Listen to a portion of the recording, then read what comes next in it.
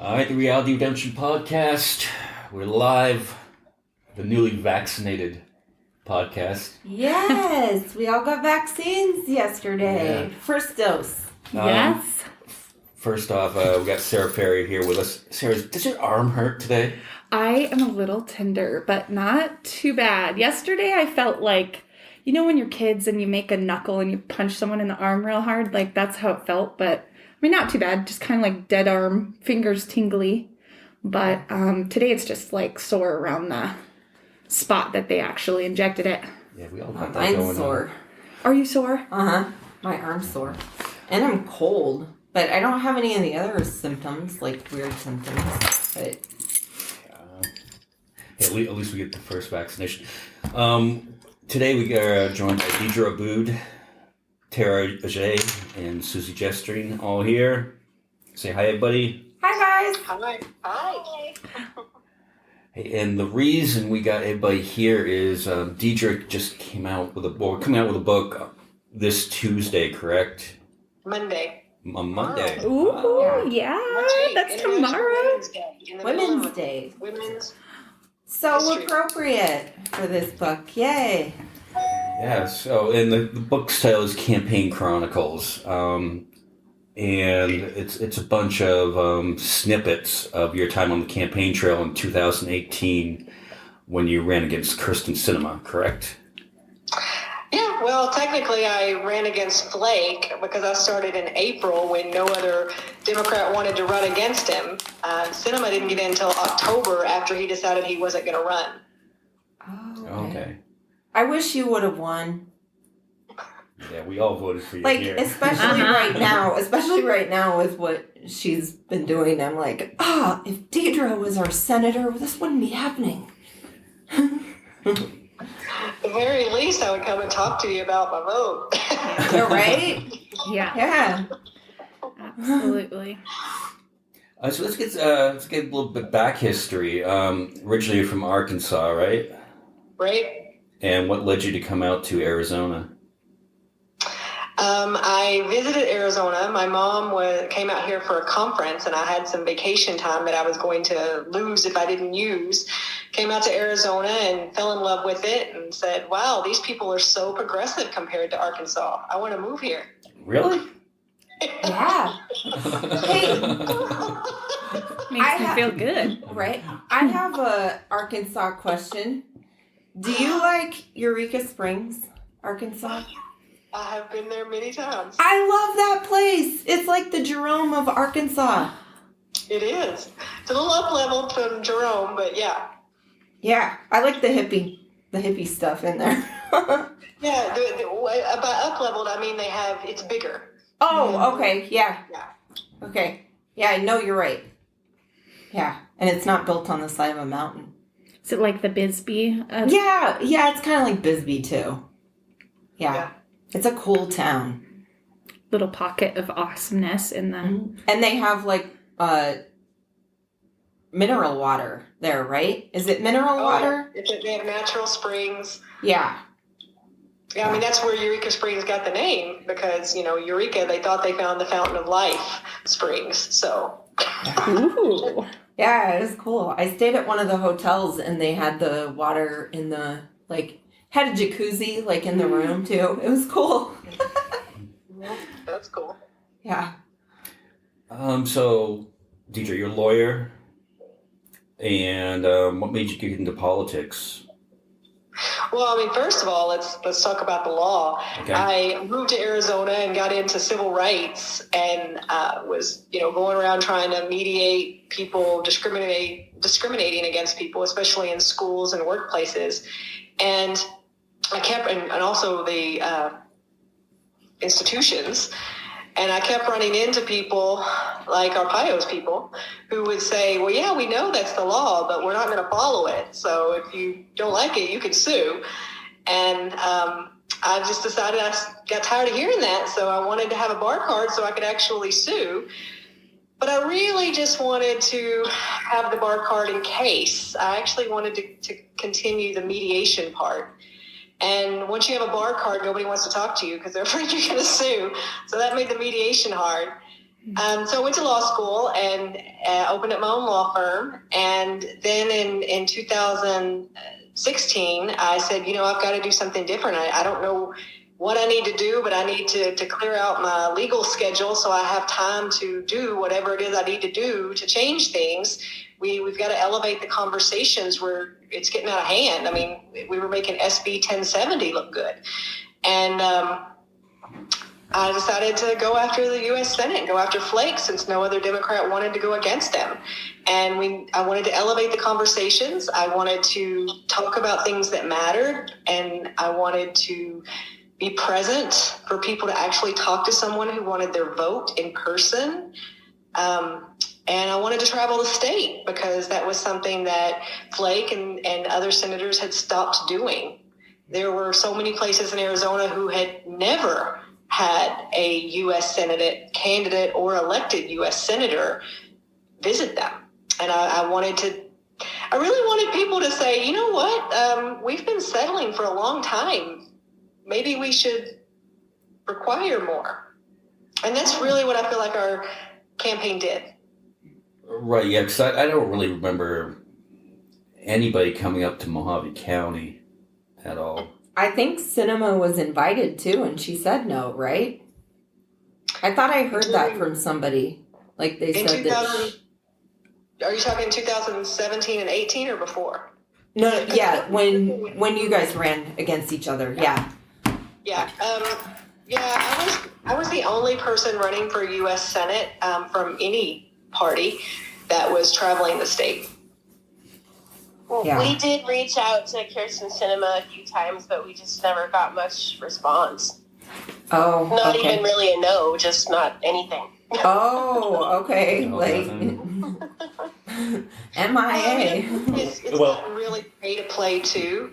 So, a lot of the people running for Congress, but especially Senate, aren't even showing up anymore unless you're guaranteeing a donation. Oh, okay. It's like not worth their time. Yeah. Yeah. Yeah. I think I reached out to Mark Kelly to come up here. He but came here. Well, yeah, he came out here early, but it was later on. I Yeah. feel like the Again. showing up part has to come before the donation part, you know? Right, yeah. Yeah, show up and then ask for money. Mm-hmm. Yeah, Tell us why we're It's going to not like invest the in people are going to you. be surprised. Right. They do expect you to have an ask at the end. Yeah, Mhm. right? Mm-hmm. It reminds me of there's a stupid tipping method where you put money on the table at the beginning of your dinner and in ones, and then as your service is not up to standards, you start taking the money away to demonstrate to them That's- that yeah. you're satisfied, right? And I just think it's crappy, but Right. it reminds me of now the pay to play, Mhm. because before, they would show up, they would speak, they would have an ask at the end, and depending on how you felt in the moment, you could donate. Whereas now it's guaranteed that every head is going to donate a certain amount, or I'm not coming. Mm. Right. Yeah. And what's fascinating about the book is all the conversations that you have along the way. Was this pretty much inspired by what you do on Facebook? So I record kind of my reflections on the day, or my reflections on different conversations or thoughts that I had. And so I've always been recording these different conversations, even when I was doing civil rights work. And so as U.S. Senate, I was also, writing this stuff down each day, but I wasn't sharing that. And it really had no intention of ever sharing them. It was really for my own reflection and digging deep into my thought processes. And one time I went to an event in Wickenburg, and there were some protesters, some patriot people who showed up and just wanted to cause havoc, and Facebook Live in the face is their weapon of choice. And I recorded some of the ones that we had, some of the conversations, and some of them were just so outlandish that I put some of them online. I put a couple from that event online on my Facebook, and people really resonated with them. I mean, it went viral. There were like 500 reactions within 24 hours. And I said, this is actually useful. People are, they're resonating with it. They're enjoying it. It causes conversations. But these are an insight into what people don't know that other people are saying to the face of someone running for office. And some of them were, directed at me because I'm Muslim, because I'm a woman, because I wear a scarf. But some of them were just because I was a woman, or because I was from a different political party, or some of them were just completely ignorant things that people think about other human beings. Yeah. Mm-hmm. Like, that's what I really loved your book. Like, I found myself laughing my ass off a lot during it. Like, I think you're so great at, like, your witty comebacks. And then I was also, like, part of me, though, while I was reading it, like, I'm like, this should be, like, a play. You guys should, like, do this. You've already got the whole thing written. And then just, like, have people act this out, because I think people need to see how ridiculous they treat people for whatever reason. Like you said, like a lot of this stuff about your religion, I was just, like, floored. I'm like, I cannot believe that people would have the balls to say that to somebody and think it's okay. Like, I thought it was wrong. And I think that it would be really funny, though, too, like, seeing some of the other stuff, like, being, like, having a little thing of it. I think you should do that. I think it'd be a great idea. I'd go watch it. The thing about them is, it's a light read, because every conversation is on its own page. Very few conversations go longer than a page. And like Mike said at the beginning, they're snippets. That's what I call it. They're snippets of conversation. So it's an insight, and they're light. It's a light read, but they're very deep. They really go into some things. I mean, for example, two of them that I put back to back, one of them, someone asked me, do you have kids? And then talks about, whether that's a problem. And so it was, do you have kids? No, I don't have kids. Oh, well, that's going to be a problem. Why is it a problem? Because family values, if you don't have kids, how do we know you have family values, right? And then the very next page has one where, do you have kids? No, I don't have kids. Well, that's going to be a problem, because people expect you to have kids. And I'm like, well, usually people have a problem when you have kids, they're worried about how are you going to take care of your kids, and these are two conversations with different people, but they're back to back going to opposite directions. Right. Yeah. And they're so quick. Like, I could just, like, see it. Like, I could see all the things being played out in my head. I'm like, that would just be so great. I thought it was so awesome. The book was great. How satisfying is it saying somebody's being rude and you say something and it just stops them in their tracks? That must be so satisfying. Deer in headlights. Yeah, there is nothing like a deer in headlights moment. Right? I love the way you put it. And I do, because number one, I don't take it personal. That is the number one thing, is I don't take anything personal. Before I was Muslim, I'm a convert. So before I was Muslim, I was trying to convert all the Muslims to Christianity. And, I was pretty aggressive about it. And I started studying Islam in order to be a better advocate for them giving up their religion and coming to mine. So I remember what my mentality was, with good intentions, back before I was Muslim, and how I spoke to Muslims, and what assumptions I had about Muslims. So when people come to me, I just assume that they're coming with good intentions, and then I let them prove to me whether or not I'm right. And then I take the conversation according to their proof of whether or not they have good intentions. Because you can be rude and not mean to be. You can have false ideas about another person and just think it's a truth that truth is not offensive, right? And then you can just try to weaponize your beliefs against another person. These are different people, and I will interact with them eventually different. But in the beginning, I start out neutral, that everybody's coming to me with good intentions, regardless of what the words are that are coming out of their mouth. Right? Now, you also said that you didn't get a lot of pushback in the rural areas of Arizona.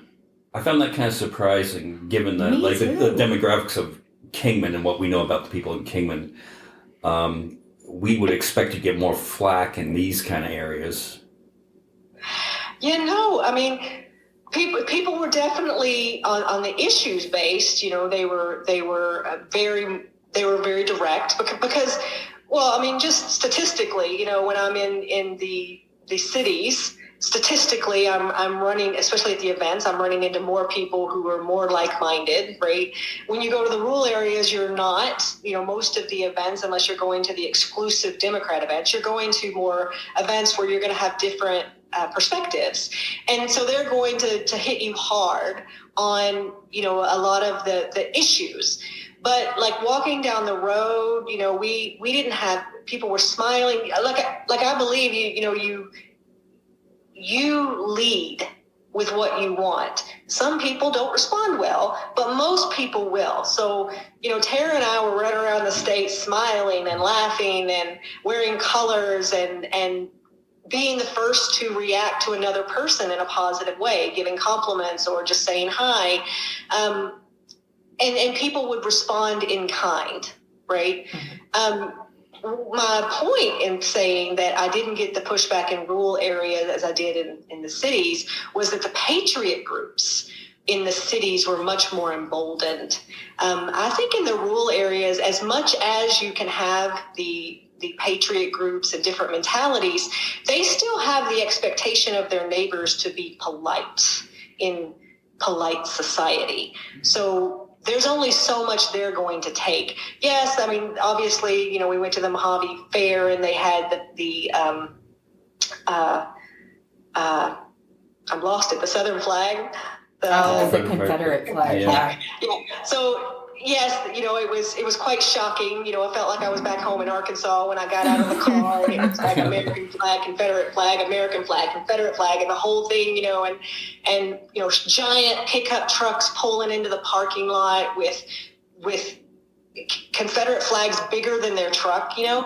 Yes. Yeah. But I grew up with this in Arkansas, and so like we don't look at that the same way. We don't look at that as being rude. It should not be okay, but that's different than the patriot groups coming and throwing a Facebook Live in my face trying to make me have a meltdown and embarrass me online.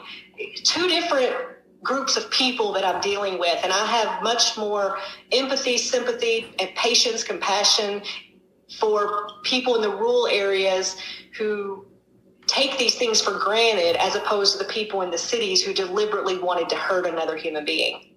Yeah, and those were the ladies that destroyed property, right? One of many. Yeah. Yeah. There's a video still online. It's on both. I still have my YouTubes up for Deedra 2018 and Deedra for Boss, and on there you could probably even Google on definitely you can Google on YouTube, Okay. but on probably on Google. It's called. Tara, what's it called? Love Trump's Hate. Yeah, Love Trump's Hate. Okay. Love Trump's Hate, and that is Tani, who ended up getting arrested for vandalizing the Tempe Mosque because no other reason than they were Muslims. She had accosted me on the street verbally, and you know, running for office, totally unexpected attack. Facebook Live in my face, a crowd around, you know, and I had to come up with a method of reacting that wouldn't hurt me on the sly or on the fly. Yeah. it was quite an event. And they had their kids with them, right? Wasn't there Yeah, little kids? and as she's yelling at me, you can't see it in the video, but as she's yelling at me, her daughter is also, her daughter was probably 6, 7 at the most. And, Wow. you know, she's yelling at me the same things that her mom's yelling at me. And not even like repeat. Like, it was not like her mom said, you know, the sky is blue, and she said the sky is blue. Like, she had her own words coming out. Jeez. That's crazy. Yeah, I remember that. That was after. I remember seeing it on the news. That was before or after a Bernie Sanders event, right? You know, I'm the negativity for me around this wasn't her. It was the fact that we had this Bernie event, and we were in the audience. We weren't part of it. We were just attendees. But they had it at this event place, and they had, us go inside. While we were inside, the Patriots had tried to come in and cause a ruckus, and they got escorted out. And so then the police department decided to have a separate exit way. So they put the Patriots in, the little free speech block, right? The free speech zone, and they were supposed to stay there. Okay. But then they had us exiting a different way in order for us not to see each other, right? But the thing is, they kept all the police at this free speech zone. They did not keep any police at where they ultimately had us exit. So Tani and another Patriot woman, they had left the free speech zone, found where we were exiting, and then they were verbally accosting people there, and there was no police presence whatsoever. Jeez. Did she get in trouble for forgery or something like that? Oh, that's a different one. That's Jennifer. Okay. Yes, sir. I remember when the teachers were all really fighting hard for the Save Our Schools Red for Ed. And these students, these high school students, had gone to the fairgrounds, and they were little active. I mean, these empowered kids doing their activism. And I think that it might have been, it was one of the women. I think it might have been Jennifer or something. Oh. But she actually was really intimidating the kids with a gun on her hip. And she kept patting her gun and yelling at these children in their face. And, it was really frightening for them.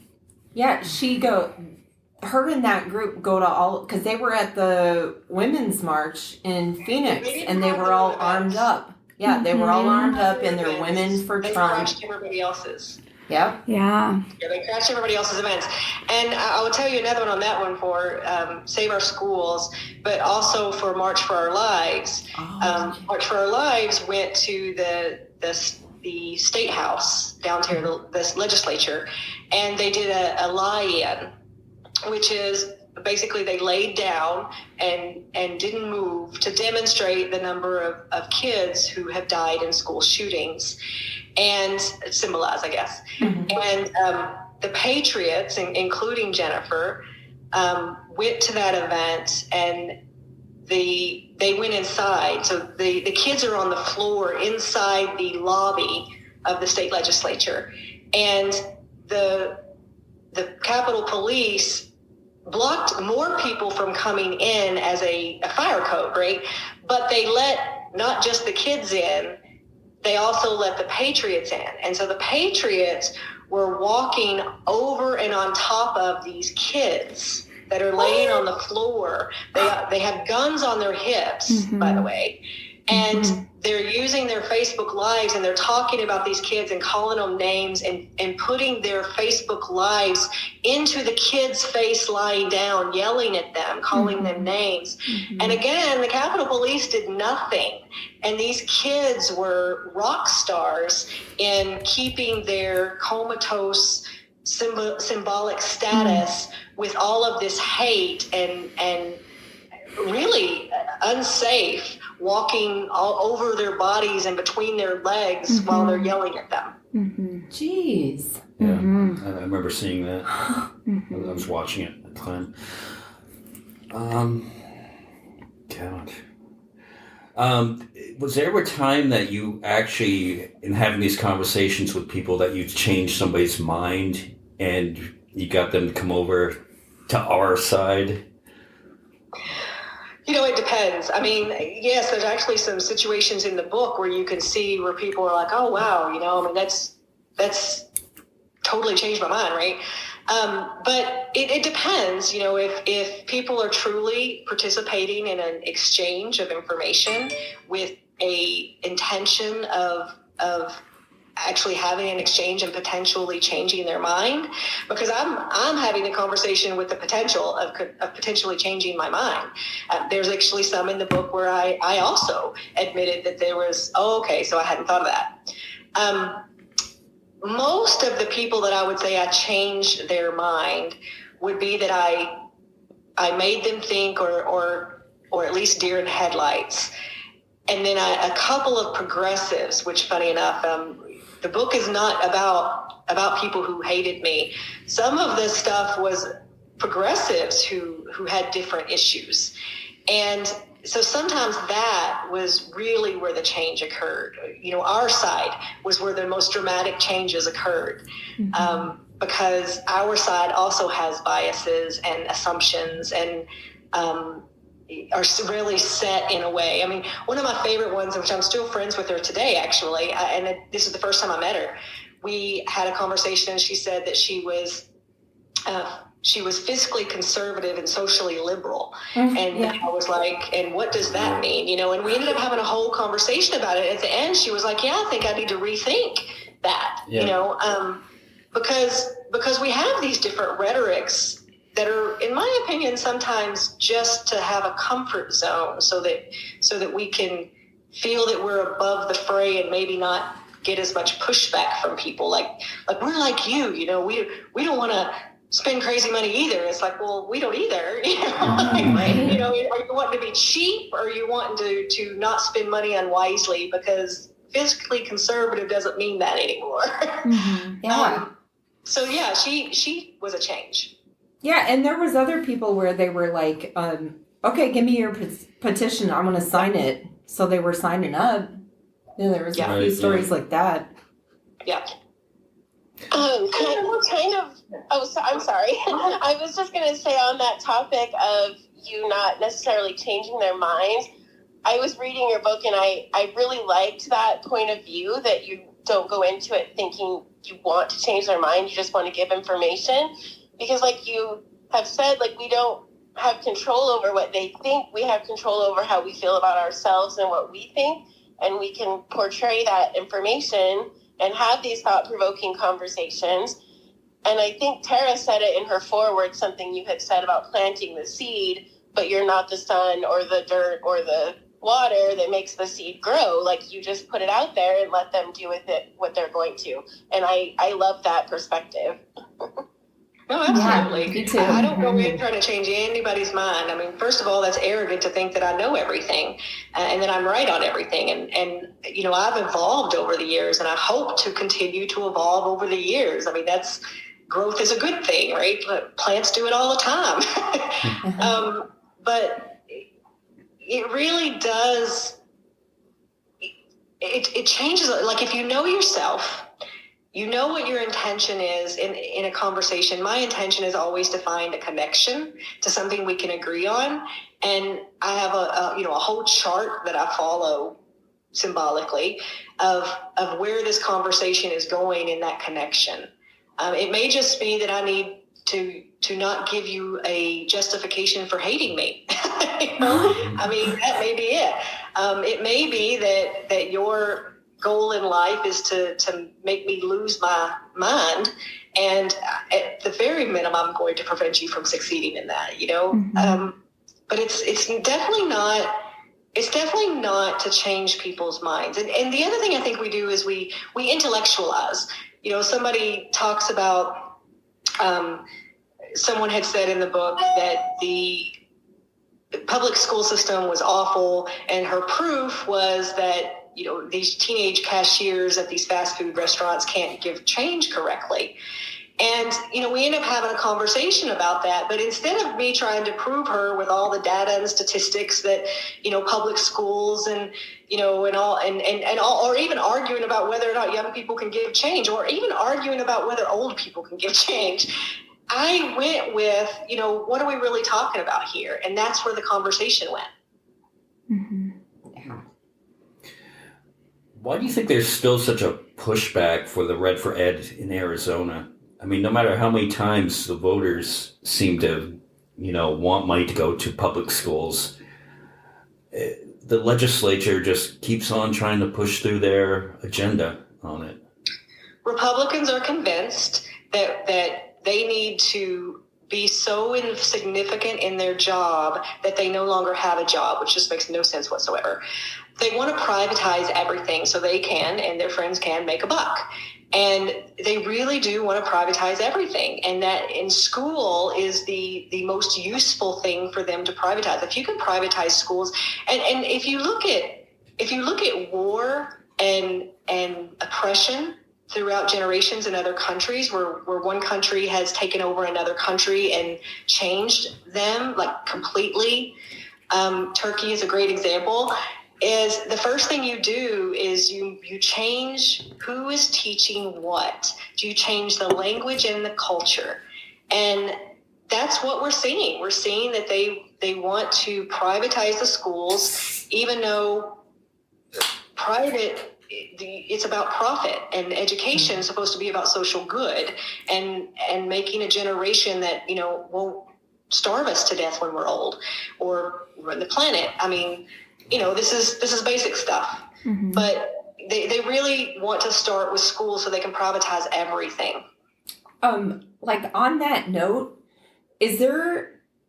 are the charter schools dumping a lot of money into the political process? Like, I was starting to think that, because I mean, they're really against getting rid of like the public schools, even though they're technically like public schools. So the difference, is charter schools are publicly funded, so they get a public funds just like a normal public school.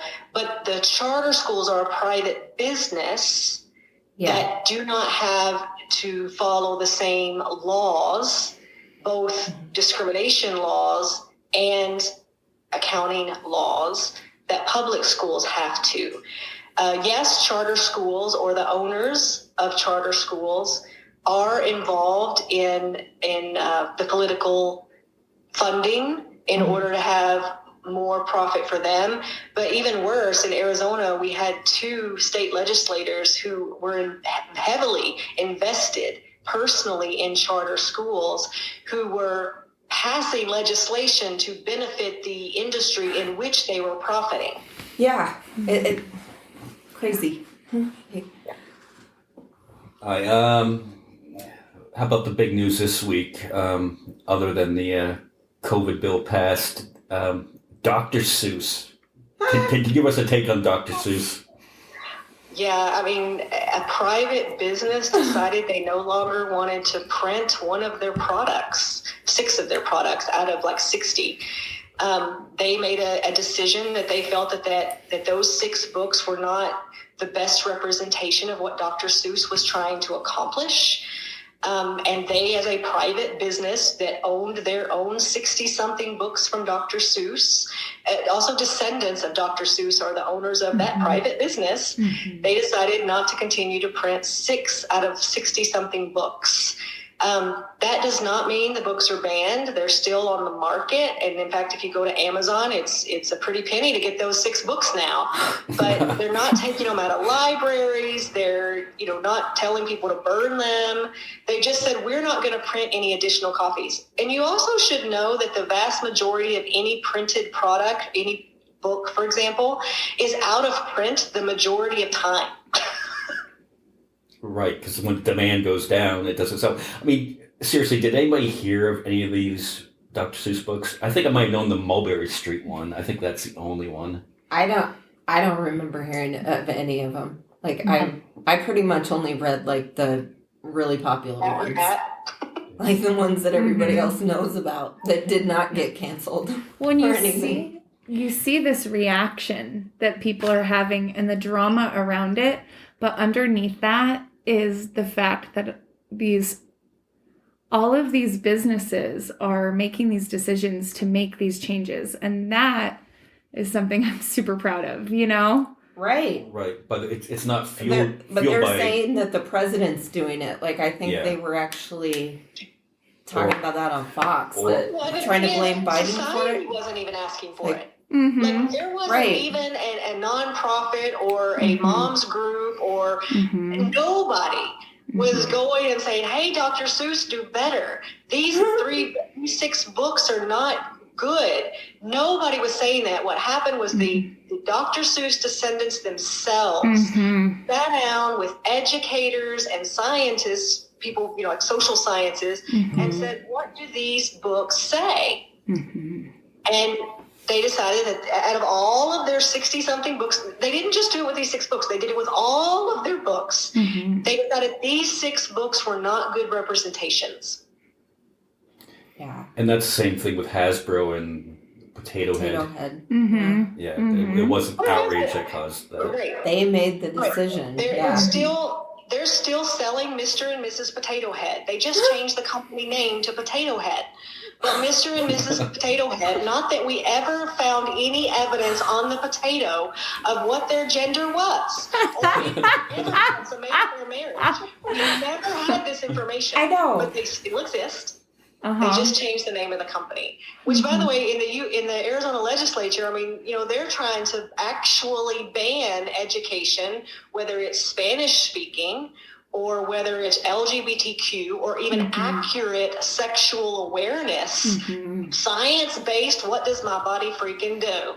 We're trying to ban those things, actually ban those things, not saying we could, do things differently or let's, look at the criteria. What are we trying to accomplish? No, they're saying, you're saying that gay people are okay, not in our state. No, that's not okay.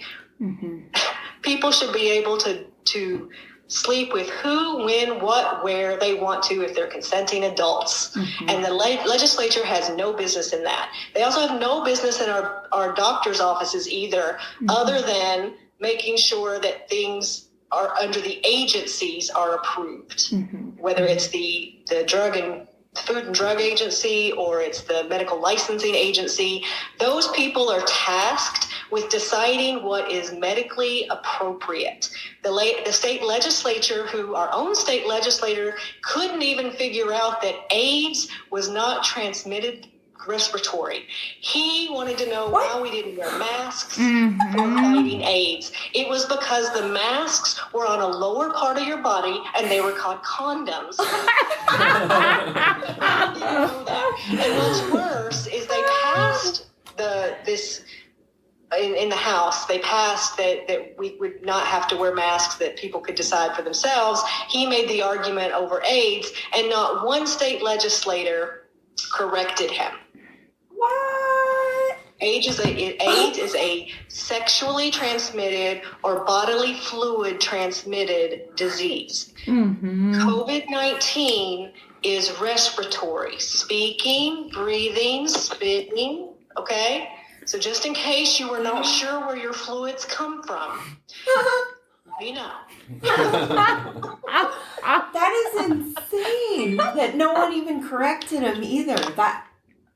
I can't believe no one said anything like, "Hey, dummy." Like, I don't know. I mean, we keep national headlines. I mean, CNN, Takaki. I mean, like all famous people were just floored on Arizona once again. oh, Arizona. And then another Republican followed up and said, if masks work, we wouldn't be spreading COVID now. Of course, I had to respond and say, well, it's a prophylactic, and you can still get pregnant or have diseases if you wear a condom, but it reduces it a lot. Right. And like in rural communities. I mean, this is they're making their own case. This is intentional. These people are not that ignorant. This is intentional because then the rest of us make jokes about, well, there's public education for you. It's not public education's fault. Just because you didn't understand school or you just did enough to pass a test and then got out of school and forgot all your information or decided to deliberately put out misinformation for your own political agenda, that is not the fault of public schools. Right. We're going through that up here with our own mayor. The recall effort went through here to remove our mayor from office, who's a Republican, just because she installed a mask mandate with no real teeth to it. Nobody really followed it at all up here, being the community that we live in. And even though it got rescinded, they still had enough signatures to go through with the recall. The point being is that even though that we have the White House, we have the Senate, we have Congress, the fight isn't over, and we need to keep on fighting every day. Now we have to fight to keep our mayor to let her have her job. They really keep us busy. Mm-hmm. They do. Yeah, because they're only worried about a couple of things, let us have guns, let us rape as many women as we want, make sure women can't make their own medical decisions or have any bodily autonomy, and they're good. We've got to worry about, are you oppressing people? Are you killing people? Are you trying to uneducate us, or are you trying to deprive us of food? We got a lot more. Are you trying to kill our planet? We got a lot of pots on the fire. They get lit too. So unfair. Well, can we rape you, and can we make sure that we decide who you sleep with? How can we figure out how to give them more problems so then they realize how exhausting it is? I feel like if that didn't happen under Trump, it'll never happen. Right. Good so many problems, and they were still cool with it. So there you go. Aren't you relieved that nightmare is almost over, though, for the most part? It's nice to have him, like the news is almost a little boring now. It's nice to always hear President now they Biden. have to look for now they have to look for real controversies. I saw a headline the other day that one of the Capitol riot people that got arrested, the headline was all about, he called his ex-girlfriend an idiot or something, and so she turned him in. But that wasn't the story. The actual story was that he was talking to her and telling her that he was at this Capitol riot and sending her all these pictures.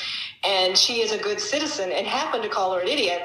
And she is a good citizen later on when he was on the FBI list of wanted. She turned him in, probably for her own, not for her own satisfaction, but for her own protection, because he was communicating with her, and now he's on an FBI wanted list. But all the headlines were about He called his ex-girlfriend an idiot, and so she turned him in. Wasn't the story at all, but, since we don't have the president calling everybody an idiot and a dog and everything else, we got to stretch and really work at it to get those headlines. Right. Hey, Tara wrote the foreword for your book. How did you two meet? Okay. My version. Okay. Which is the right version. No, we were at a mosque. I remember we were standing around. We were in a group circle, and there was Deedra standing next to me. And I was telling jokes, and I remember they were funny because everybody was laughing except for Deedra. Everyone, as they filed away, I kind of was standing next to her, like, what's her gig? You know what I mean? I just met her. Like, what's the deal? I got to know more. And I'm over there trying my hardest, to connect. I'm an ENFP. Let me in. I got to know what's going on. And she just, looking at something, doing something. She turns to me, and I swear she said, yeah, I just don't chit-chat.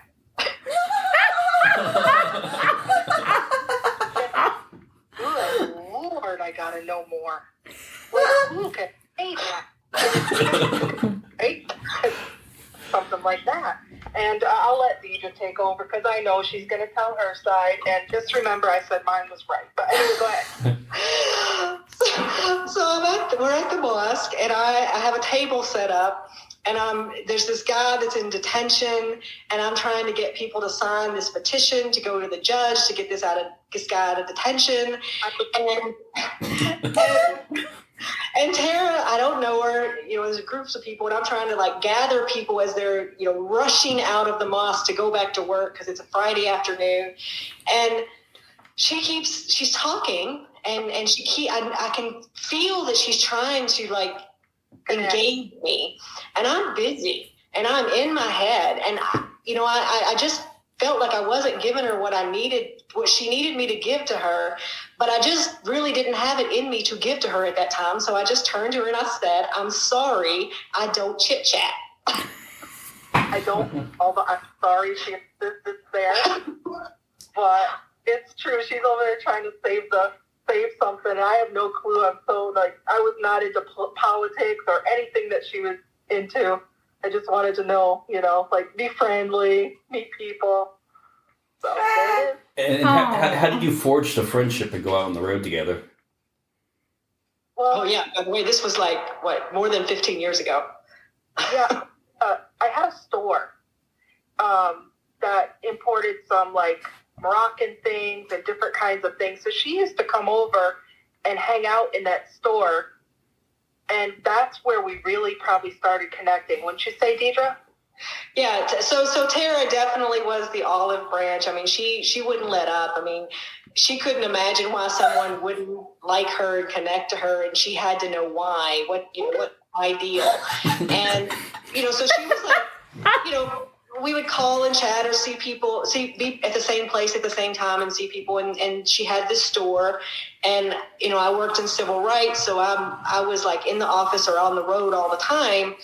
But sometimes I had like downtime in the middle, like before I had to go somewhere else, and it was not enough time to go to the office or home. And I didn't want to sit I didn't even like coffee back then. So I didn't want to sit in a coffee shop. So I would go and hang out at her store, because I didn't have anything else to do, and I would rearrange, where she put her clothes and the things she had, and I would critique the books that she had on the bookshelf, and that's how we started connecting. I know. Yes. I know. Sarah? It grows a friendship out of critique. That's me. I wasn't critiquing her. I was just telling her some of her books were not best reflections of what a Muslim woman who is loud and proud should be on her shelf. Books out because Deedra showed me the light on some of them. I'm not going to lie. There were some books I got in, I'm like, what the hell? Remember the one, Deedra, where it was from South Africa, and it said a woman shouldn't drive in a car because, what was it? Putting herself out in front of people or something? Yeah, like, I don't know, somebody might be attracted to her or something, like, it's my problem. I didn't bother. But she would say, like, oh, but this book is like from the biggest publisher, and I'm like, I don't care if it's from, the president. That book has misogyny and is teaching Islam wrong. It needs to go. I honestly learned so much from her. Like, I wasn't there. I wasn't at that level thinking about those things. I just wanted to chit chat. You know what I mean? Now you're woke. Sarah, you had a question? I just wanted to say I love this story so much, and I just love seeing your guys' relationship, your friendship. And I wanted to say that Tara, and I've seen, I feel like we've joked about this, but you are me. That's me. We see somebody and, their light, and we're like, we have to, have this person in our life, or, why. I could just, when you were telling this story, it just cracked me up, and I'm like, you are me. That is like, so I so resonate with that. That's. Yeah, so now we got Sarah here. Let's talk about your love glasses. Available at West of 3rd. Oh, yeah. Yeah. Oh, you're talking to me. Yeah. Talking about the love. Yeah. I was just giving her. That's your business. Tell us about it, girl. Sarah's store, so it's exciting. I thought you were moving on. No, Love Glasses Revolution. To be honest with you, it came out of a. Do you want to know why? You want to know the why? Yeah. Yeah. Mm-hmm. Yeah. So basically, A long version. A long version. Okay, I'll be short, long version. No. I want the long version. Go into detail. 2015, Deedra. That's when things were going. Yeah, a lot of rhetoric around the Muslims. I mean, if you remember, there was the San Bernardino thing, the Pulse shooting. We were on TV, not in a good way. Hate crimes were up 67%. I'll never forget that number ever. And it was on Facebook. It was very depressing. I had a lot of Muslim friends, and all that we tend to do as people when things go bad is share the negative. So I was living in this despair, if you will. It was bad. And I went to California. I went shopping with my mom and my sister. We went in and we saw there was a TV blaring, and boy, was it blaring. I went into this hotel for breakfast, and the TV was saying, what are we going to do with the American Muslims? Are we going to round them up? Are we going to put them in internment camps? What are we going to do with them? And I literally was just frozen there with everybody staring at me, and I'm thinking, just here for the French toast. And after all that, I went home, and I called my brother, and started like just crying about everything. Like I couldn't take it because he was this big guy, long story, goatee, 6 foot, whatever. And he's a big guy with big heart. And he didn't know what to say, but he sent me a meme. And the meme was a little guinea pig wearing heart shape. And it said, "Can't see haters with my love glasses on." Oh, cool. And that meme was this crazy, crazy ass catalyst for me recognizing that they can do anything they want, but it's me, how I react to it, and how I go out into the world is what matters. And I'm going to love you no matter what. Like, I'm going to love you. Damn it. I'm going to love you. Probably, so this is where this power came from. And then as I started to show up and stand taller and go to Sprouts, and I'm in the produce aisle and people are seeing my heart-shaped glasses, they're connecting with me, and I'm having conversations now that are elevated in love. The conversation is just different, and we end up with tears or hugs or connections. And I just recognized how powerful the tool was. When I came and talked to Deedra, I'm like, "Deedra, you don't even know these glasses are like a superpower. Like I think I want to start like a whole love glasses revolution." And I'm like, "What do you think? Isn't it crazy?" And she said, "Yeah, but it's you. So do it. Yeah. So do it." And she supported me every step of the way with my brand of crazy. And I just went out and decided to buy these glasses, hand them out, make pledge cards, asking the world to choose love, and just became a thing. And then, of course, I realized I couldn't finance 7 billion pairs of love glasses in the world. So we had to start, thinking of how to make that happen. And it's been exciting. It's so powerful. It's such a tool for connectivity and inspiring people to take that leap to be better than they were the day before, and including myself. And besides the west of 3rd here in Kingman, where else can they find these glasses? Definitely online, myloveglasses.com, and several locations around Phoenix. They're on my website, myloveglasses.com. Okay, so let's give some plugs. Campaign Chronicles comes out Monday. Tomorrow. Right, and it's available on Amazon, and on Monday, Tuesday, Wednesday, the ebook version is free for download, and also on Love Glasses Revolution or My Love Glasses, on her website you can find the autographed copy of the Campaign Chronicles. I was going to ask you about that because you can't do the traditional book signings anymore, or at least at this point. No. So we have our own special place on the Love Glasses Revolution website where you can order the autographed copy, and the U.S. Postal Service is doing awesome because we were having people pre-order, and we were sending them out on media mail. So we were like pre-order, and then by the time the 8th comes, they'll get their book eventually. And the post office in Arizona has been doing so awesome. People are getting them in like 1 or 2 days max. Nice. Cool. That was really awesome because we also want people to do reviews on Monday, Tuesday, and Wednesday, and so people being able to download the free e-copy on Amazon or pre-ordering their author signature copy and getting that ahead of time is helpful. Oh, I'm going to have to go do a review. Yes. We're going to do reviews. Okay. It will be available at like the box stores like Barnes & Noble. We'll see. We're still, there's back channels for that. Tara and I also wrote another book together with 53 authors called Love Meets Life. And it's also available on Amazon. It's also available on Love Glasses Revolution. And Barnes & Noble picked it up. So there we go. Well, Cool. great minds think alike, because I was just about to plug that book too. Because Yeah. Susie wrote a Yeah, wrote a Susie's in chapter that on there. Oh, too. yes, yes. Hey Susie, how's Washington doing? Washington is pretty good. It's really rainy right now. You guys were talking about love glasses, and I just remembered I had a love glasses story that I never did share with Tara and Deedra. So I'll just say that right now. There's a girl that I was following on Instagram who has a bakery in Olympia, and I hadn't been to her bakery yet. And one day I was sitting here looking at Instagram, and she's a Black woman who owns her own business there in downtown Olympia.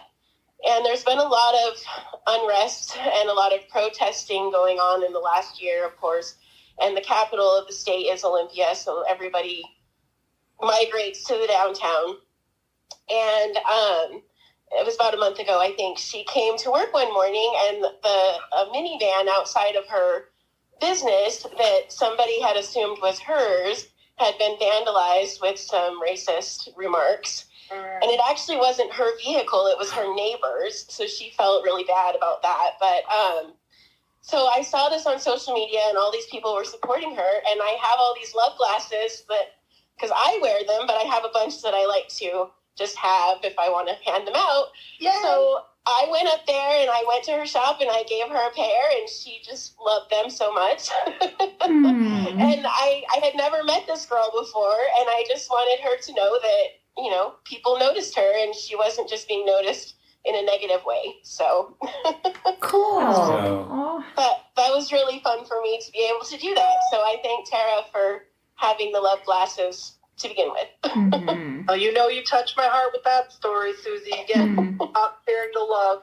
I thank you. Your love and light. Thank you. And this is following Tara's example. I mean, so many people reach out to Tara and say, "Oh, you should send love glasses to this great person or that great person." And we're trying to explain to people this is not about Tara. Tara's awesome, and Tara came up with this, and it's her baby and everything. But this is not about Tara giving people love glasses. This is about people giving people love glasses. About people sharing the love. And it's about people loving themselves and having boundaries, and the glasses being a reminder of that, as well as being a reminder of you don't have to take the labels people give you. It's all these superpowers, but it's about each person doing it themselves like Susie did. Their way, showing up their way. Well, I think on that note, that's a great way to wrap up this part of the show. I wanted to say one more thing. So they say that every state needs a Stacey Abrams. Deidre, would you consider being Arizona's? We'll see. But what I'm planning to do, I don't know yet. But, like before, it's always going to be big. Okay, good. That's awesome. Well, thank you so much for, coming on the show. And Campaign Chronicles comes out Monday. Go download it and leave a good review. Yeah, we need to leave We reviews. certainly will. Yeah. Here, Tara, great having you on. Susie, thank you too. Thank you. We miss you up here. I miss you guys. You should come back to Kingman. We need you here. I think I'll be visiting next month, so I'll see you then. Oh, cool. Awesome.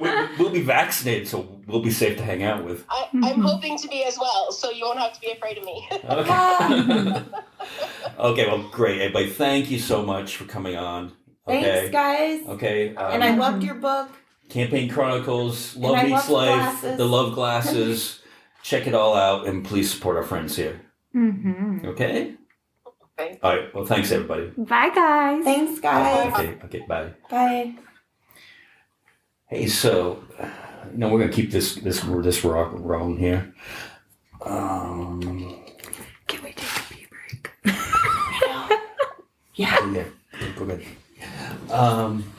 Keep on going. Oh, okay. Okay. Hey, so you were on Tom Hartman this week. I was. How I was had to that? call in because they had an anti-union person on there, and I couldn't take it. And then I was so nervous that I forgot to do the whole long time listener, first time caller. Do they even go for that So- anymore? Yeah, no, they like when you tell them that, because they like to know that, like, First time, long time. like, yeah, that people have listened for a long time and they're finally calling in, you know. They like when people call in, you know, to give their feedback. But yeah, I just kind of... So somebody pissed you off that much that you had to... Well, yeah, this guy was talking about... And it was funny, like, this topic came up right at the beginning of the second hour. Like, the show's 3 hours long. So he had this guest on. And then he talked about 2 other topics after, but every time he took a phone call, people were like, yeah, I'm calling about the anti-union guy that you had on the show. Like, nobody wanted to talk about anything else. Like, you don't piss union people off, you know? You don't tell us ridiculous things like he was trying to claim, well, unions, like, rip people off. They charge you, like, 20% of your pay for dues. It's like, no, my dues that I pay per week, like, I'm not really going to say the monetary amount, but for what I pay is not even 1 hour's worth of work that I make. So there's no way that that's 20 to 30%. You know what I mean? It's like, no, dude, come up with some different lies. But the whole thing got me thinking, and like, I want to get in touch with my union now and be like, you guys, now is the time to like do better education and get more involved with getting the unions more involved with organizing events, like trying to organize more, because like the membership, like union membership is like at 6% now, and it's like they're going to keep trying to gut until there's like nothing left. And so I remember like during one of our contracts, it might have been like the one that we voted for like after a strike, it was like probably like 7 years ago, I want to say. I think union membership was like at 12% then, and it's like it's already dropped that far. Has there been any change since the new administration? Well, that's what I'm hoping for. Like that's what I'm trying to get in contact with my own union to say, you guys, now is the time for us to like jump on organizing, educating. Like we have been given a president right now who has promised to be a union friendly president. Like, for F's sakes, I mean, he put a bust up of Cesar Chavez in the Oval Office. I mean, like, he's serious about this, serious about helping workers. And it's like, I don't think that we should slack off on this. And I'm saying this to unions, like, we need to, like, do organizing drives, do education drives, because when I'm hearing the anti-union rhetoric that people are so freaking wrong, like that guy, I mean, claiming the dues statement alone, 20 to 30%, we do not pay that much for dues. We do not. Like I said, what I pay for dues in a week is less than what I make in 1 hour. There's no way that equals 20 to 30% of my pay, you know?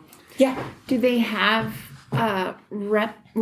union reps in all the different areas, or how do they reach these people? Because it makes sense in a rural community to have someone from that community trying to reach these people, because like, I don't know if it's the same for unions, but in any type of activism or organizing, it always seems like there's a disconnect with the city and the rural. And you go to these,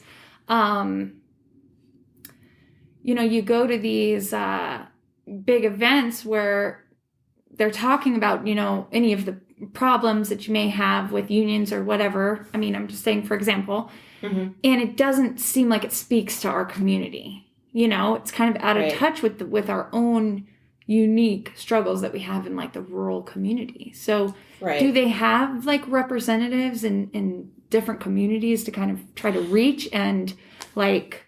They do. Well, I mean, they have like, they probably have a lot less union workers out this way. I know that they do have electrical workers here that are union. But like, it is hard. Like the city organization, like a lot of times they expect like the rural folks to come there. And then our union was coming here, but because the guys weren't showing up to the meetings, they're like, we're moving the meetings now for the rural communities are going to be taking place in Flagstaff because those people will show up. But it's like a lot of it has to do with like, they need to just send people out to talk to the workers, like plan like, okay, you're going every so often to like keep people updated and let them know that they're still there, you know, that they can figure out. They really do need to do better on that. Like I've been saying that for years. I'm like, that's the one part where the unions fail a little is on educating their own members, because a lot of the stuff that I learned about education was me going and finding it out myself. Like I took the initiative, but not everybody's interested in doing that. I mean, and everybody's busy working too, so how can it be more accessible to people? They're busy, they have kids, they have families. I mean, I don't have those things, so it's a little easier for me to do a little more research than other folks, but like, yeah, they shouldn't make it so hard. Although I will say the reason why I think that the unions have done that and gotten away from like is because they've been so beat down. So they're like, well, what do we do? Like some of our members are believing this crap and Hey, the important question though is while you were on the progressive station Tom Hartman show on Sirius XM, did you promote the podcast? No, because I used my real name and I was like, you know, I didn't think it was appropriate that I went on there and plugged. They don't really like that kind of stuff. Like if you're like you're calling into a national radio show and you're like, what, they're afraid of competition? Maybe. We're dangerous, you know, like we're international. Not that they aren't too. Yeah. Like he has callers that call in from like, it's usually like a lot of expats that live in like Israel and parts of Europe and everything. We're up to 23 countries now. We got Australia now. We're on the move. Look out. Yeah, look out, Tom Hartman. But he did thank me for calling in for my information. I was like, you're welcome, sir. I was nervous. All right, Sarah, so how's everything done at West of 3rd? It's been going great. I mean, honestly, I feel so fortunate, but we have this really unique business model that I think is the future for businesses because it's a complete co-op partnership. My two brilliant partners, Alex and Andrea, Wet Dirt and Rosebird Gardens, are just amazing, and we split all the overhead, everything that we do. We're just true partners, you know. So I just don't know how I on it to be honest was just like barely making it as Southwest Trading Company, and these two ladies like came into my life, and we split everything. We share everything. We share all of our expenses. If we have anyone work for us, we share the cost. We split everything 3 ways. And so it's amazing. And then we just offer such different things that, like we just try to be more than a shop and to have kind of like an experience when you come, you know. And so my one partner it's almost like a kind of like a nonprofit business because, I mean, Andrea is a local farmer and she does all like sustainable growing practices, but she works with all local farmers in the area. And so I think she really is establishing a nonprofit where she can help farmers to build their own businesses, you know. But so she's brought like local food to our community, and now she's making it accessible to people that are low income, so she can do food stamps. There's a double up program where if you have food stamps, any fresh produce that you get is half off. Oh, cool. You know, and it helps her because she could never compete with like the big grocery stores, which are getting their produce not locally, you know. And so people can use their food stamps in our shop, and it's a comparable price, and she's still making the same amount on the food that she grows. So she works with local farmers, and what she can't get locally, she gets from Southern California from a co-op that's a co-op of small naturally grown farmers, so pesticide free and all that. And then my partner Alex has lived in Kingman her entire life. She actually grew up in Birdland, and it's one of her dreams to help people in Birdland to be able to, grow their own. She is amazing at growing food and medicinal herbs, and so she uses the high desert herbs that are here in all of her skincare products medicinally. And then I have the gift shop part of the shop, and everything that we sell in the shop is either locally made or comes from a fair trade company. So, I mean, everything. So it's cool. There's no sweatshop stuff. But yeah, it's been really good, I gotta go back in your store. I haven't been in a while, so I gotta see what's happening now. I need to go back and get some more Bootsy's Delta Funk. Oh, I gotta go get that. you guys, I know you guys are big. I only have one of the sauces. I gotta go get more of the Pete stuff. is he's one awesome. example of like just such an amazing vendor. I feel like that's every person that we have in the shop. Everyone has this awesome story. And Pete, I actually was in gymnastics with his younger sisters. And so he grew up in Kingman, and I feel like he's such a great example of like how cool someone can be From Kingman. From Right? Kingman. Yeah. And we love having his stuff in the Ada. shop. He's like such a rock star. Everyone's so excited to come and get his barbecue sauce and his rubs. And so, yeah, he's pretty famous in our shop. Yeah, we're constantly plugging him. We had him on a few weeks ago.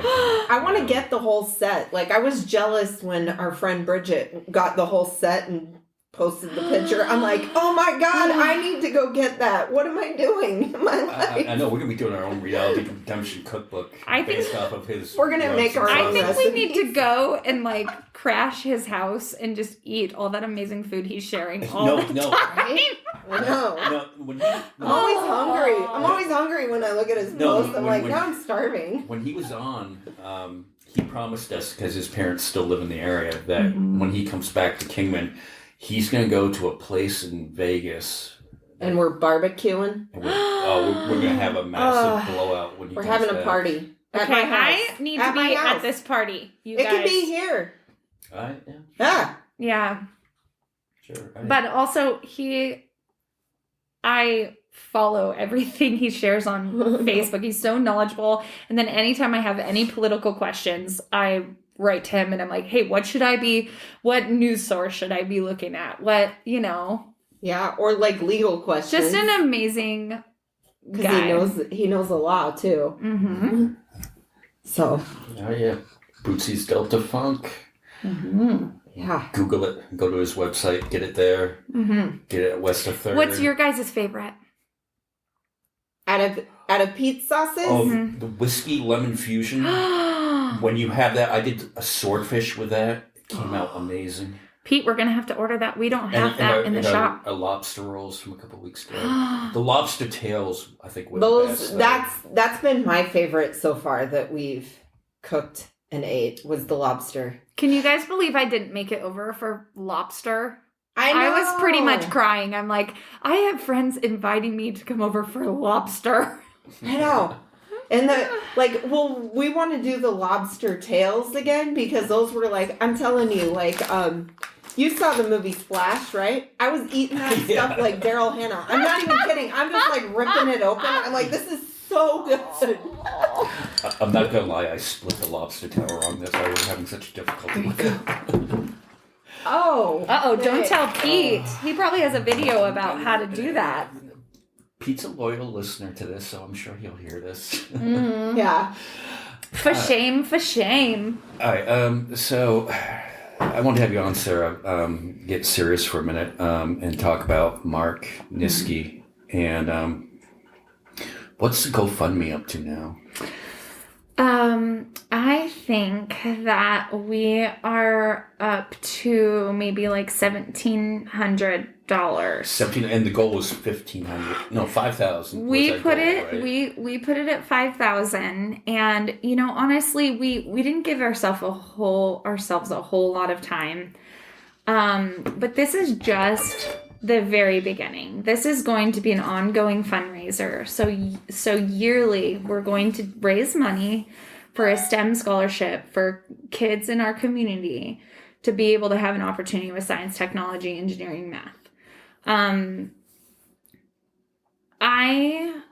So you guys know, a lot of us met at our KPA meetings, Kingdom Progressive Alliance. And I met Mark at Kingdom Progressive Alliance, and he was just one of those guys that came in just completely dedicated. This man attended every meeting. It didn't matter what party you're affiliated with. He attended these meetings. He was always all about is this me? He was always all about just being informed, and so when I was my mom and I started KPA shortly after the Trump got elected, and a lot of people in our community felt like just felt really alone in our community. And I know, like, that's the reason why we all went there. Like, we created such a great community of people there. Just a funky Miss Max. I missed that group. Yeah, just a funky bunch of, like, weirdos and misfits. And it was just like high school. It was this perfect, beautiful thing. But Mark would he would attend the meetings. And he just, like, had his shit together when it came to organizing meetings. Well, he always had that notebook. He had his notebook. Taking notes. I think I volunteered him to be our secretary, but he would constantly write me on the side and be like, we should become a nonprofit. We could have a mailing list. We need to start collecting, like, all these people that come. We need to be organized. We could, get your shit together, Sarah. And I'm like, I don't have the capacity to be organized on that level, Like, yes, I know we could be so much more, but I just, myself personally, don't have the capacity to be organized like that. But he would visit me. I think it was on Mondays. It was before the pandemic. Every Monday he would come and he would just talk to me. I would ask him about his King of Free Thinkers, how it was going. And it's hard. Like, it's hard on in our community to just get people engaged and, to speak up and and we get it. Like, it's you speak up and you're kind of like, sort of feels like you're like, might be a target in the community. Like, you don't want a target just painted on your back and say, hey, like, I'm going to stand up for something that's totally not popular in our community. But it's like, with integrity that you do that. And it's good for you that you do that. And that's what he always did. Like, he would always, every single event that was going on where someone needed someone to stand with them, he was there. March for Our Lives, Black Lives Matter, Pride. He had a booth at Pride. Like, first of all, he wanted to have a Kingdom Free Thinkers booth at every event that there ever was, because he wanted to be able to reach people that needed a community if they didn't fit in, And so I know this is a really long story, but after he passed away, I looked at his messages that he wrote to me, and a lot of them were like, I saw that you didn't share this thing. Like, why didn't you? Like, I saw that you didn't speak at the call to public. I saw that you didn't do all these things. And at the time I was like, this guy is a real pain in my ass calling me out on all of my shit. But he would always say, like, that's what I liked best about him, dude. He would always say, Sarah, like, how can I be better? He would ask me for advice for his meetings, how he could be better. And then now I'm like, I wish that I could tell him that you never needed to be better. We need to be better. We need to be better. And so we thought of what can we do, and he was totally all about robotics, the kids in our community doing robotics. So whether this scholarship goes towards the robotics club, which is really cool because it's all of the schools. It's not charter school. It's not public, it's not KUSD. It's not private. It's any of the kiddos in our community. So whether if we don't make a lot, maybe they'll decide, maybe his wife and the Kingman Freethinkers will decide, let's donate this money to the robotics kiddos so they can go to state, so that our kids in our community can go to state, because it's an amazing experience for these kiddos to be able to go to state for robotics. If it's more money, maybe we can help a kid that wants to go to college and can't afford all of his lab equipment and everything else that is required, So we're doing this fundraiser, and there is, first of all, we have the GoFundMe. And if you go to, you were so good about writing down all of the places that people could go, and I didn't write any down, but I think it's the Mark Niski STEM It is. It does Memorial Scholarship Fund. If you go to that page on Facebook, you can find the link for the GoFundMe if you'd like to donate, or you can find the link to the pub quiz, which we have this Saturday coming up on the 13th at 6 p.m. 6 p.m. Yeah. And David Rice is going to be hosting the pub quiz. Oh, cool. Which he's always good at. He's amazing. He's so fun. We did a run through, like a practice today, and it was just hilarious and so fun. Question, how's that going to work? Okay, so it's going to be on Zoom. It's Zoom, right? Yeah. So how do you submit your answers? So it's actually going to be really fun, you guys. We just practiced it today. So you'll get on a Zoom meeting just like you do. Everyone's pretty familiar. I mean, a lot of people are familiar with Zoom meetings right now. There's a lot of, businesses doing Zoom meetings. But if you can purchase a ticket from Facebook.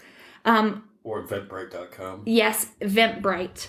So if you go to the Mark Niski STEM Memorial Scholarship Fund, you'll find the GoFundMe event, or the Virtual Pub Quiz. Yes, the pub quiz event. You click on it, and then it'll say ticket. If you click on that, it'll take you to Eventbrite, and you can purchase your tickets. Right. So if you're $15 for a single. $15 for single, $25 for a double. And remember, this is just a fundraiser. All of the money goes towards the scholarship fund. Every single one of us are volunteering. Nobody's getting paid for anything. We're doing this for our friend.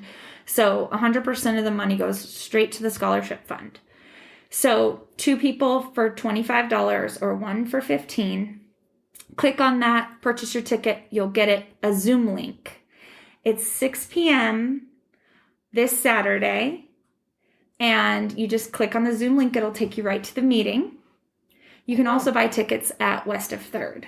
And then I'll email you the link. So if you don't want to do the Eventbrite, you can come into West of 3rd tomorrow and for the rest of the week and purchase your tickets. And aren't you going to have like a bazaar out in front of West of 3rd? We are. So yeah, so basically click on the link. You'll go to the Zoom meeting, and then David Rice handles the whole thing. It's going to be totally fun. He'll split people up into teams. If you have a team in mind, you can create your team and let him know. Like if you want to do a Teamsters team, cool. Or if you guys want to have a team or whatever, you can get tickets and we'll put them, he'll put you into teams.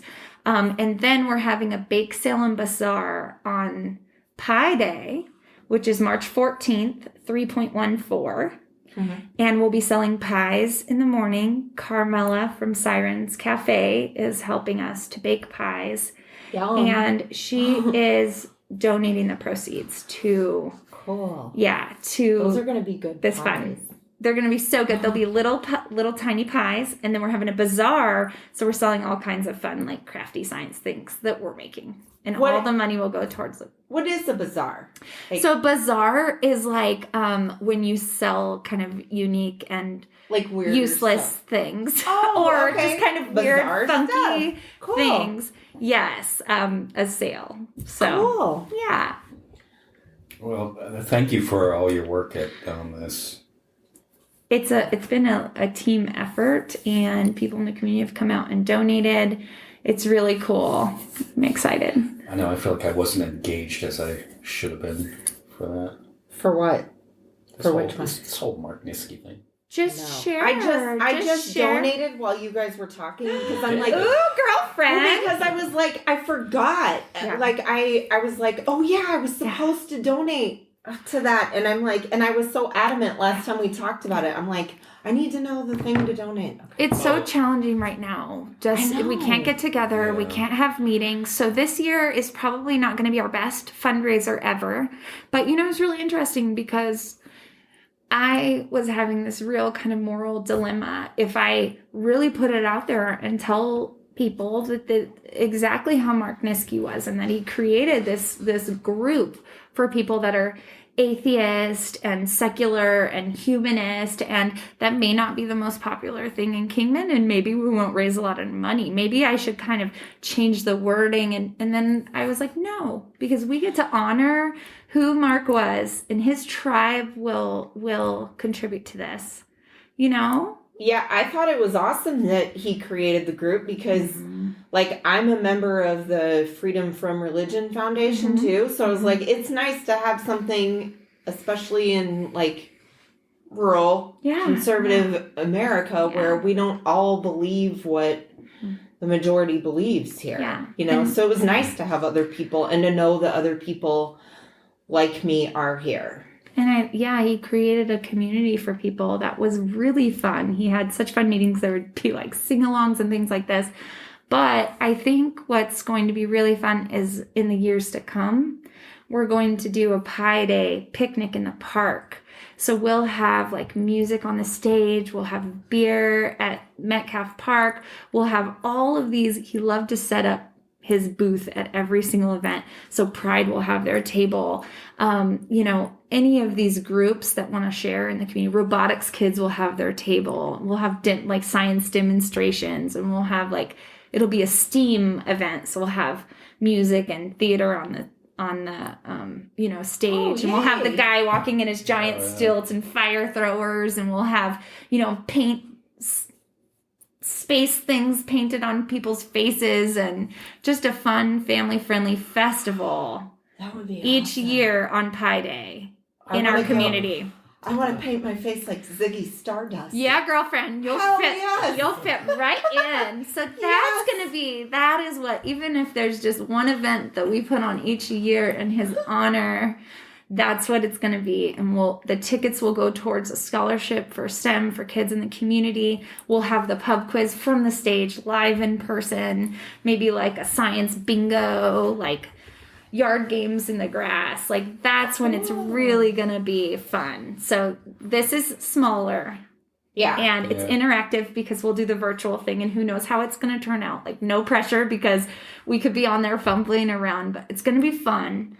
The Blackbridge Brewery is offering to donate a portion of their proceeds that the night of the pub quiz to the fundraiser. Rickety Cricket is donating a portion of their proceeds to the fundraiser. Diana Cellar Door is donating a portion of her proceeds. Gideon is donating 10% of his sales all week to this fund. Carmela's the bearded baker. I love his Yes, stuff. and Mark, he's a huge part of his thing is the kindness campaign. Have you guys heard of his kindness campaign?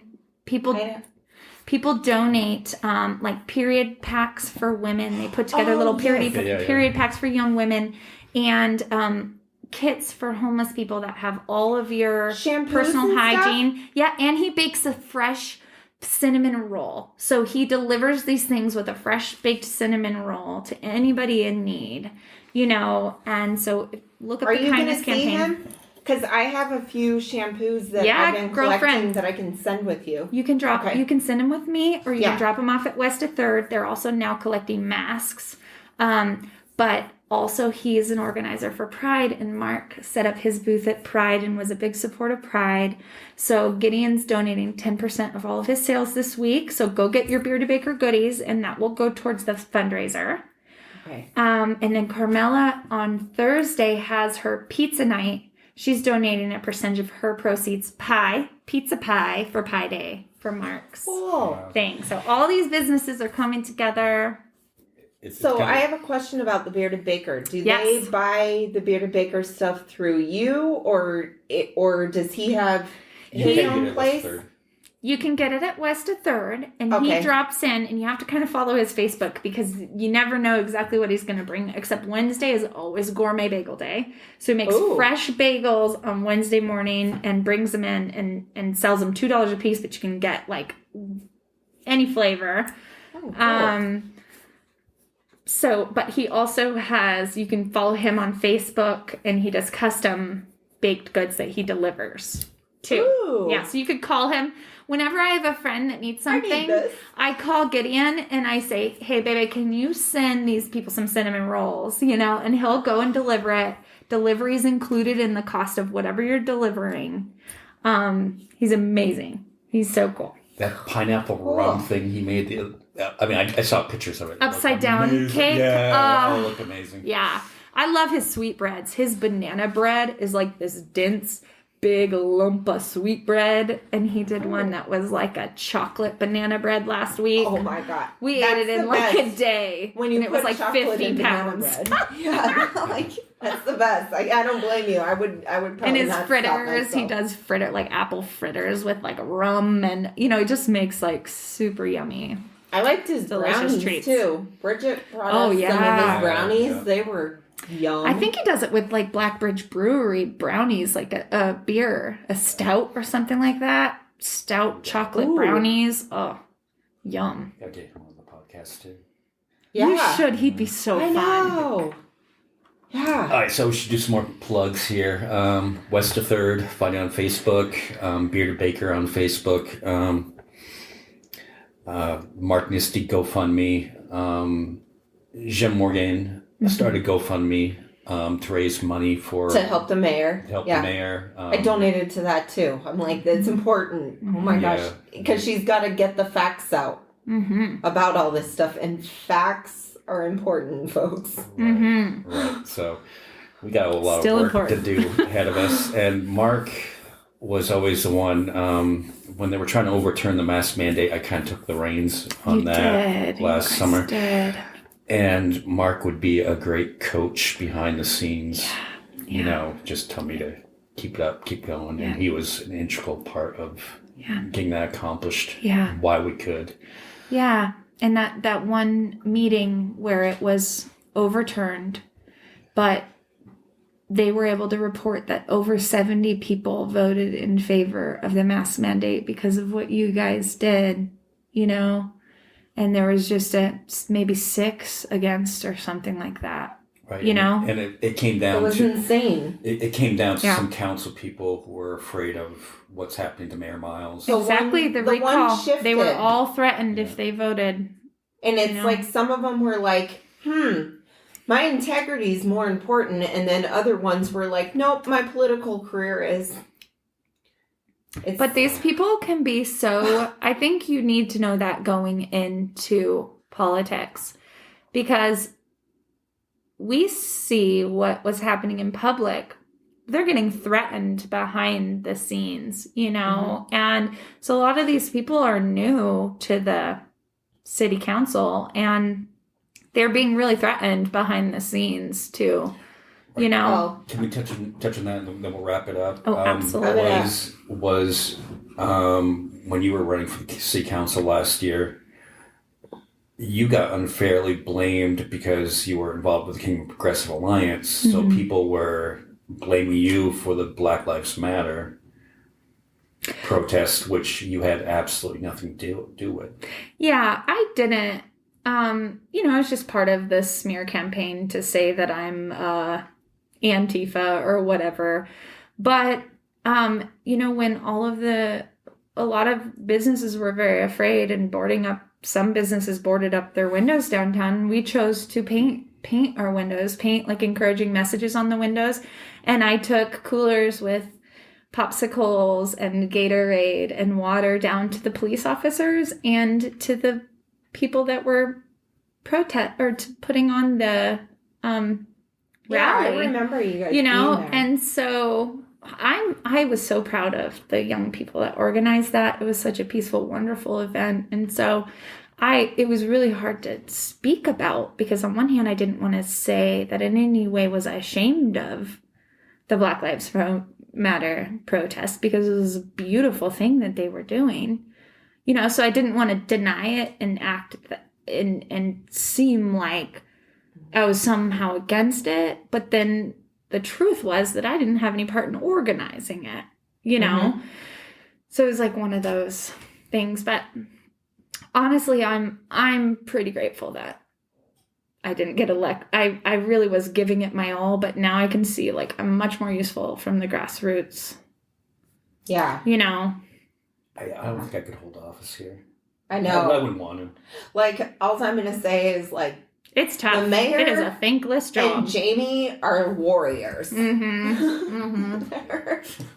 Go, gals. Yeah, but we are also so totally necessary. Being engaged and being, like, it's really interesting because I posted this thing about all of Jen Miles' accomplishments as our mayor, Mm-hmm. and then just having people come back with these responses that, I had legitimate questions about. I said, because now they're talking about these impact fees, which basically when somebody moves to our community and does a new build, there's fees that it hasn't been voted on. It has to be voted on by council. But a lot of contractors and builders don't like this because it's adding on to the cost of the property, and they'll probably pass it off to the person.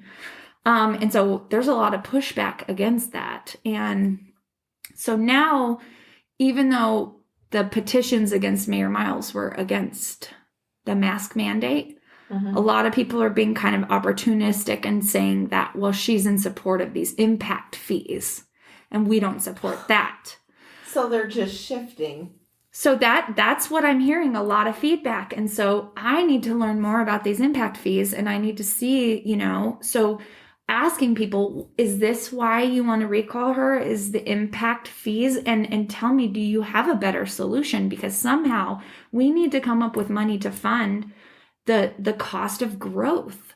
The east side is growing so quickly. We need a new fire station. Our roads, every year we pay the minimum amount on our roads, and they say that that's the worst thing you can do because it costs more in the long run, but when we don't have money. So my question to all these people is like, what is your solution?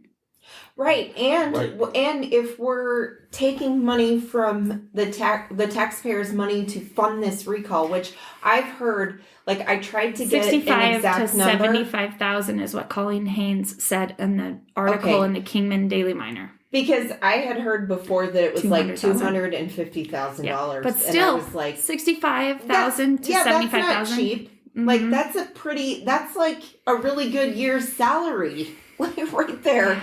Like, what are we... The road improvement we could do with that, coming from people that don't want to pay anything for anything. Do we want to pay for this ridiculous recall election? And a mayor is in office for 2 years. How about, if you don't like who's in office, wait a couple years, vote her out the way that we do when we live in a democracy. I realize that they are allowed to do recalls, but they need to think of all the situations. And my biggest beef with this was these fucking people, like, excuse my language, but don't excuse it, but because, like, they had zero problem with this woman until the mask mandate. And then they're going to do this whole thing based off of one issue. That is so childish and stupid. That didn't even hold up in the long run. It was only in effect for a couple months at the most. I know. Well, they won and they still are doing this. Well, and she doesn't and now it's flipping to this impact fee thing. So, this is a good opportunity to not have someone be mayor that supports these impact fees.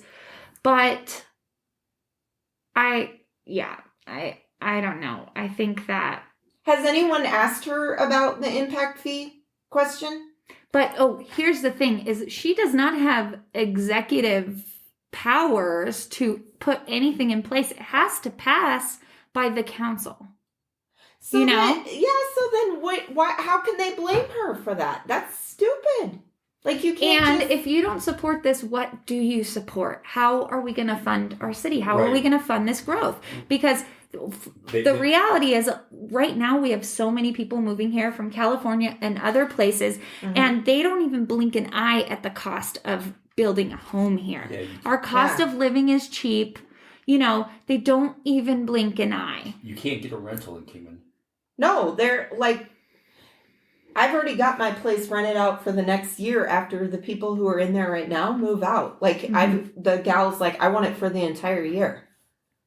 Because it's so hard to find rentals. Yeah. No one can find places to live. It's difficult. Well, and everybody is really doing Airbnbs, and it makes sense because you make a lot of money, but you do have to kind of think of how it impacts the community, people just being able to rent a home. Yeah, Airbnb isn't always...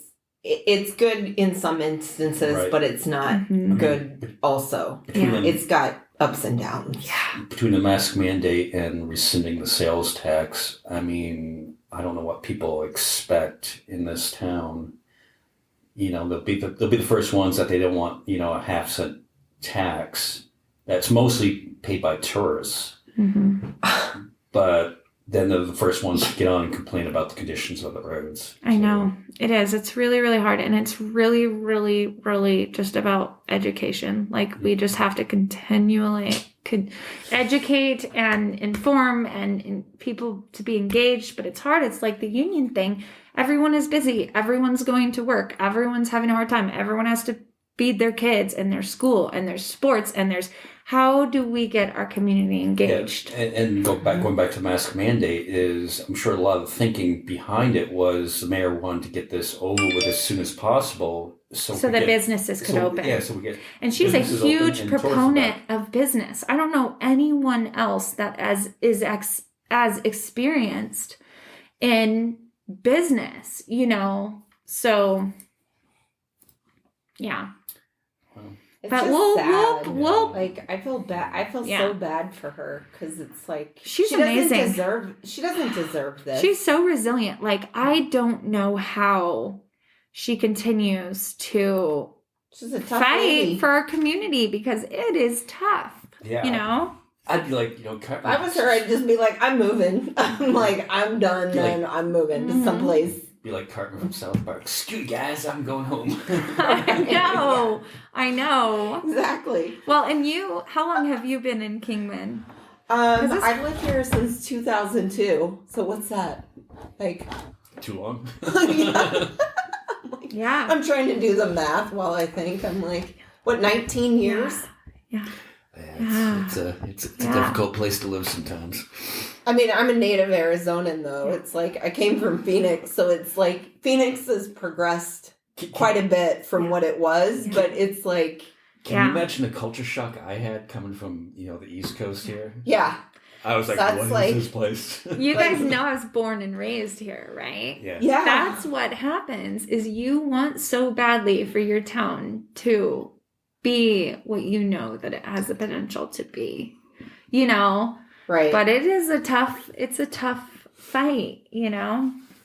I always think that it's, how do I say this without sounding like an asshole? Like, I'm always amazed with people that are like you, that are born and raised here, because I'm like, how did it happen that someone that's so caring and so smart and so, like, how did that happen here? Not that there aren't people like that here, but you're just like...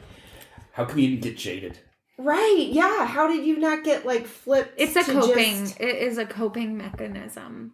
Because how can you be like that? How can you live in a place and have your family in a place and have that in not, if I'm going to be here, and right now we're here, my family is here, I'm going to do whatever I can to make it the best place that it can be for my family because I live here right now. And it's selfish, but it's also like benefits other people, right? We want great trails. We want great parks. We want a clean city. We want roads that are drivable. We want, you know. Yeah, so it's not really selfish. I mean, bettering the community, I don't think you're selfish. I think you're like being selfless, honestly, because it's for like everyone to enjoy, not just you. But there's lots of things that you can focus on that are like just depressing as hell, you know? So it is a coping mechanism in that way that it's like, well, you know, just make the best of it, right? Well, that's the trap I fall into. I get like where I'm like, oh, geez, I can't do it anymore. Well, that's why we had to start this podcast because we didn't have KPA anymore. So we needed to do therapy sessions. Yeah. So now we just do it. I think we need to I don't think we need to do weekly KPA, but I think we need to figure out some way to have community with our people. Right. And you know? As much as... Shouldn't be like a friend dying that we're coming together because I'm telling you, these fundraising things, I'm getting back together with our KPA friends and I'm like, this is so good for my soul. You know, that was what was good about getting the vaccine was seeing so many familiar faces yesterday. Yes, all our people. Wasn't it wonderful? Yeah. I loved it. But, you know, Mark's celebration of life that we had online, that's how I felt. I'm like, oh my gosh, these are all our people. And it's so good to be together. And it just is so shitty that it's for this reason. But we need to. And as much as we rag on Kingman at times, it is really literally the best group of people I have ever known in my entire life. Good people. Yeah. Well, listen to Deedra and Tara talking about how, you know, like the smaller community, they haven't really, I mean, I think it's everywhere, right? We definitely have our fair share of, I mean, I don't know, the politics are, but anyway. Yeah. Well, I guess that's a good point to wrap this up. So, hey, thank you for coming on. Thanks, guys, for having me. Follow on Facebook and Campaign Chronicles, Love Meets Life, Love Glasses Revolution, Bearded Baker, Bootsy's Delta Funk, and everyone else, if I forgot to mention you. Thank you all for listening, and we will talk to you next week. Bye, y'all. Bye. Bye.